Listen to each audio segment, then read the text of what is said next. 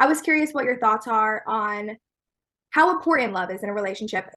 Because I hear a lot where people are in a bad relationship and then they're like, but I love them. And so I was curious what your thoughts were on the topic. Abuse precludes love. Abuse and love are mutually exclusive. If you're being abused, you're not being loved. End of story. And don't convince yourself. Don't go convincing yourself that the abuse is intermittent, is unintentional, is something the other person can't help but do, and so on and so forth. If there's an abuser, someone abuses you, he doesn't love you. End of story.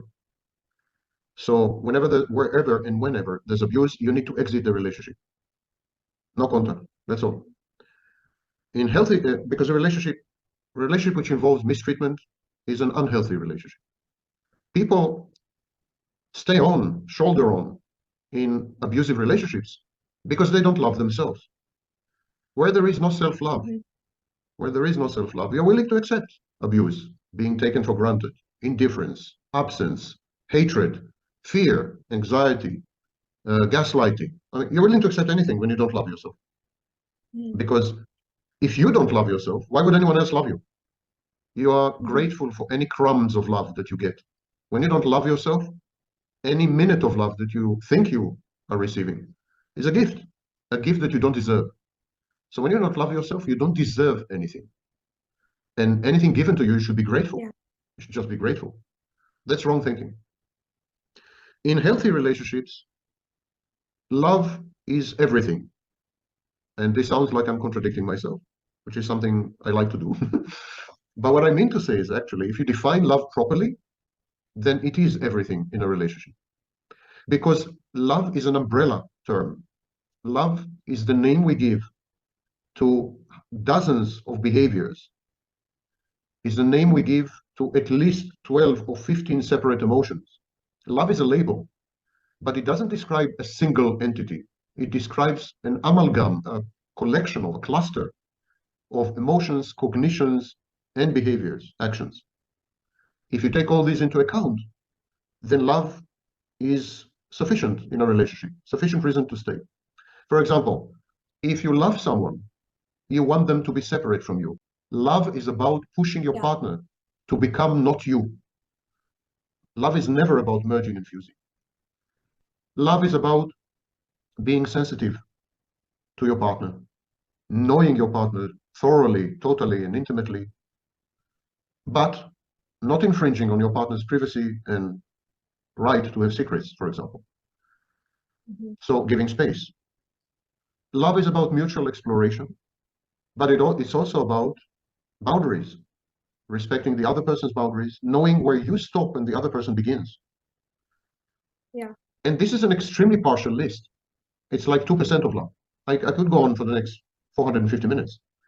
By the time I will have specified everything that's included in the word love, you will have seen that love is more than enough in a relationship. But the healthy kind, the true kind. People think that intimacy and love imply becoming one organism with two heads. That loving each other means doing everything together. People have seriously screwed up conceptions of love. And this is not love. This is insecurity. These kind of behaviors, they're about insecurity. They're about anxiety. These are unhealthy, pathological sentiments. But if love is defined properly and it exists in a relationship, you don't need anything else. Love is the whole world. But not the romantic kind, not the idealized kind, not the Hollywood kind, not the mass media, not even the social media kind. The kind of love that our forefathers had for each other, working the land together, building cabins with their own hands, raising 9 children, 6 of whom died, enduring this experience together, forgiving each other for transgressions, respecting each other, starting off not loving each other, but learning to love each other and growing together, thereby loving each other. So love is an experience of personal growth. Love is a plant, needs to be watered and tended and cared for, and then it grows into a tree. If you plant a tree, it has limited longevity, limited life expectancy. that if you plant a sprout or a tender thing, it has decades to grow. And this is the beauty of true love. Romantic, non-romantic, all relationships need to have healthy boundaries set I, too. I attribute I attribute most of the ills, most of the ills of the modern world to the way we have corrupted love and the understanding of love. There is no real love almost anywhere left. Not on dating apps, not between parents and children, not between men and women, not between women and women, and not between men and men. There's no love left anywhere. We mistake sexual orientation for love. We mistake sex for love. We mistake merger and fusion for love. We mistake codependency for love.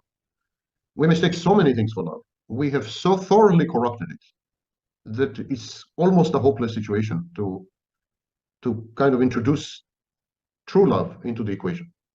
As people have these misconceptions and resistances, and they've become so self-centered because the environment is very difficult. We are in a crisis on multiple levels, and so we all have to we're all in survival mode. And when you're in survival mode, you can't take in another person, not really. You can take in another person in sex. That's limited, that's easy, that's fun. But you can't take in another person truly because you're too busy surviving. You're too busy surviving. We're all in a post-traumatic state.